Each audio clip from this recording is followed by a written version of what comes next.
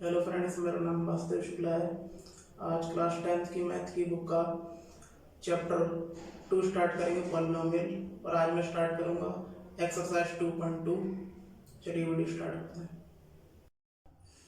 So friends, आज start करेंगे exercise 2.2 और इस एक्सरसाइज में हम क्वाड्रेटिक पॉलिनोमियल की बात करेंगे और उसमें वेरीफाई करेंगे कि क्या उनके प्रोडक्ट ऑफ जीरो और सम ऑफ जीरो क्या किसी क्वाड्रेटिक इक्वेशन के जीरोस हो सकते हैं। तो यहाँ पर सबसे पहली बात आती है कि क्वाड्रेटिक पॉलिनोमियल किसे कहते हैं। तो क्वाड्रेटिक पॉलिनोमियल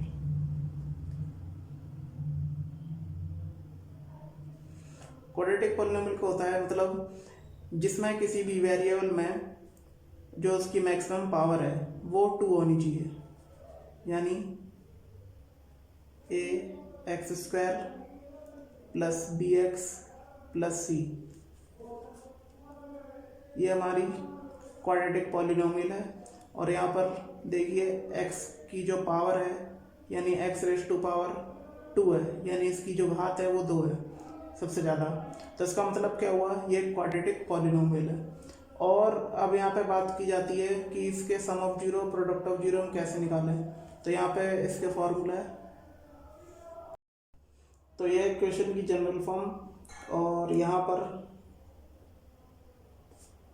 ए बी और जो सी है ये आपके क्या है, कांस्टेंट टर्म, यानी इनको बोल सकते हैं आर रियल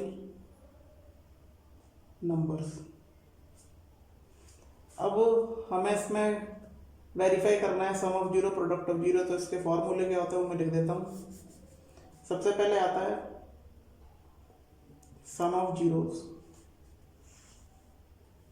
अब यहाँ पे हम जीरोस को अल्फा और बीटा से दर्शाएंगे, यानी कि सम ऑफ जीरो यानी प्लस आएगा, alpha plus beta equal to minus b upon a, यानी जो बी है हमारा वो एक्स का कोफिशिएंट है, यानी कि माइनस कोफिशिएंट ऑफ एक्स, और जो ए है वो हमारा एक्स स्क्वायर कोफिशिएंट है, कोफिशिएंट ऑफ एक्स स्क्वायर। और नेक्स्ट है आपका product of zeros.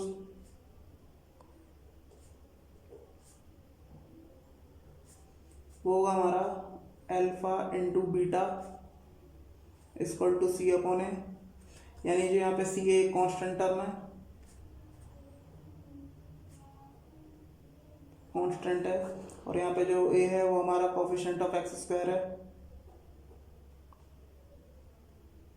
Coefficient of x square.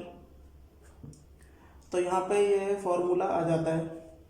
और अल्फा और बीटा हैं, ये हमारे are zeros of the quadratic polynomial.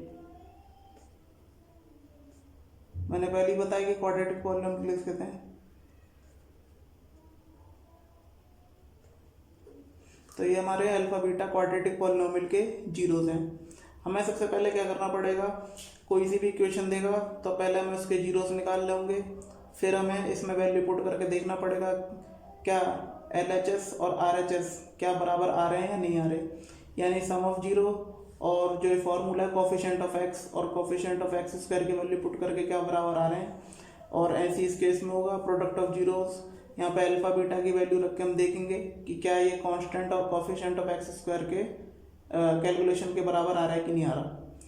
तो अब सीधे क्वेश्चन पे चलते हैं।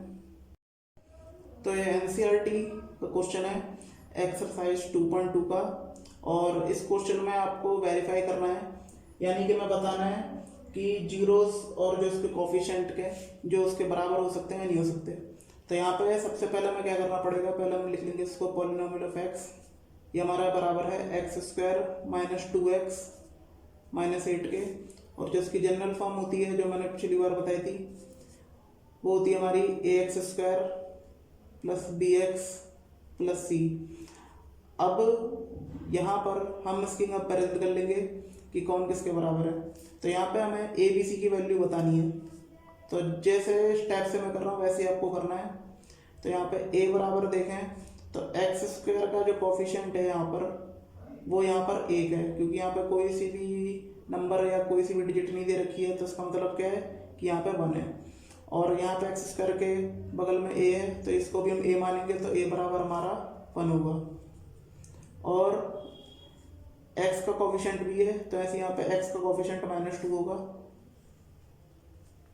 और सी एक कांस्टेंट टर्म है तो यहाँ पर होगा -8।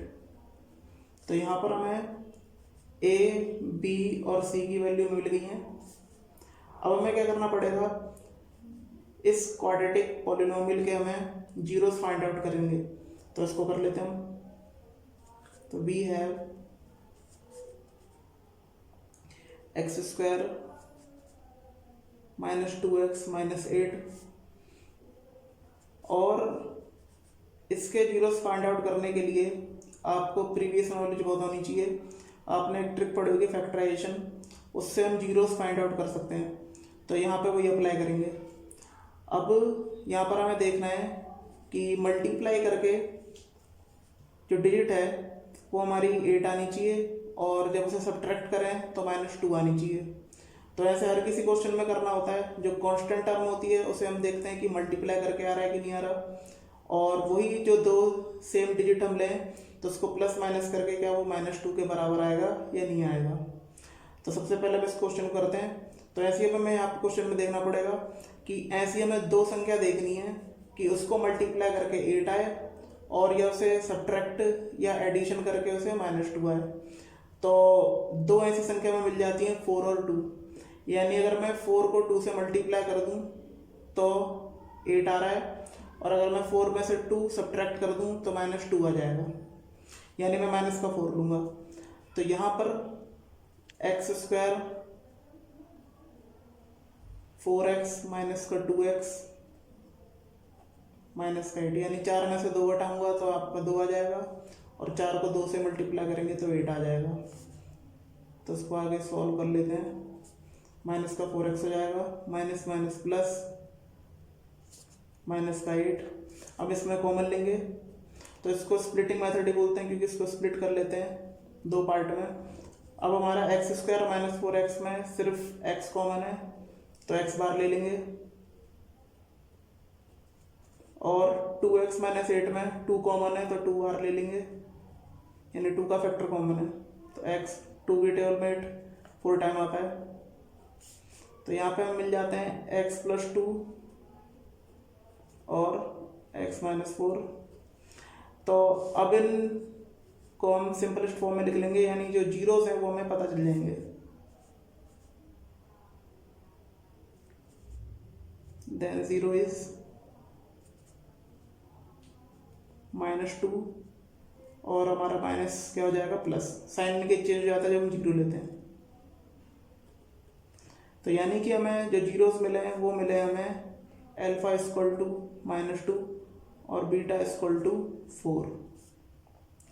तो हमें दो जीरोस हमें मिल गए हैं। अब हम चेक करेंगे कि क्या ये इनके बीच का जो रिलेशन है कोफिशिएंट और जीरोस के बीच क्या है, सही है कि नहीं है। तो यहाँ पे सबसे पहले आता है सम ऑफ जीरोस।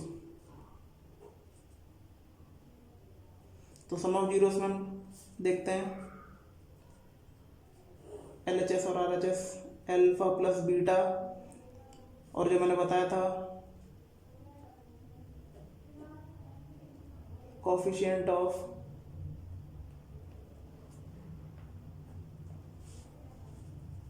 x और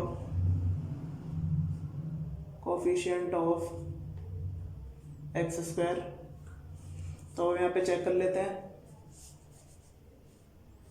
तो यहाँ पे अल्फा जो है वो है आपका -2, और जो बीटा है वो +4, तो ये आपके बराबर आ जाएगा 4 में से 2 गए 2। और यहाँ पे कोफिशिएंट ऑफ x, यानी कोफिशिएंट ऑफ x है हमारा -2, और यहाँ पे माइनस ऑलरेडी है, तो यानी कि माइनस और -2, और जो कोफिशिएंट ऑफ x² है वो हमारा 1 है। तो इसका मतलब क्या हुआ कि ये माइनस माइनस प्लस हो जाएगा और 2/1 2 हो जाएगा। तो हमारा जो आंसर है वो देखिए बराबर आया LHS और RHS। और अब हमारा प्रोडक्ट ऑफ जीरो,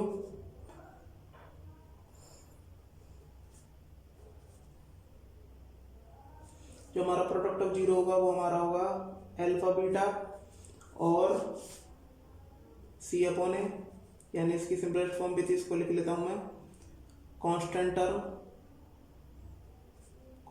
टर्म और कोफिशिएंट ऑफ एक्स स्क्वायर। अब यहाँ पे इसकी वैल्यू पुट कर लेते हैं। तो अल्फा की वैल्यू थी -2 और बीटा की वैल्यू थी 4, और ये हमारा हो जाएगा 4 2 या -8। और ऐसे यहाँ पर है जो कांस्टेंट टर्म थी वो हमारी थी -8, और जो कोफिशिएंट ऑफ एक्स स्क्वायर है वो 1 है, तो ये भी हमारा -8 के बराबर आ गया। यानी यहाँ पर भी LHS बराबर RHS होगा। तो यहाँ पर रिलेशनशिप इनका वेरीफाई हो जाता है कि जो इसके जीरोस हैं और जो इसके कोफिशिएंट है, अगर इनकी वैल्यू पुट करते हैं sum of zero product of zero करके, तो हमारी वैल्यू बराबर आती है। तो आपको सवाल इसी तरीके से करना है। मैं नेक्स्ट एक और क्वेश्चन करके दिखाता हूँ। तो ये थी एक्सरसाइज 2.2, और जो इसका नेक्स्ट पार्ट है वो नेक्स्ट वीडियो में बताऊंगा। और अगर आपको वीडियो अच्छी लगी हो तो प्लीज़ लाइक शेयर और कमेंट करें। धन्यवाद।